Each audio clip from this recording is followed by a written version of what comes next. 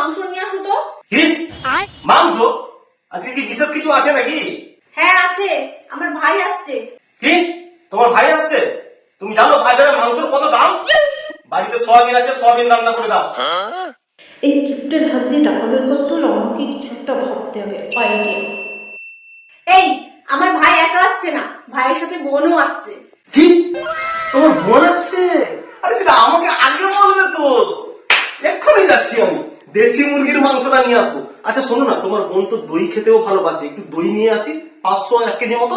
হ্যাঁ হ্যাঁ হ্যাঁ যাও, কিন্তু একটু তাড়াতাড়ি গিয়ে নিয়ে আসো, আবার পৌঁছে যাবে, আমাকে তো রান্নাটা করতে হবে।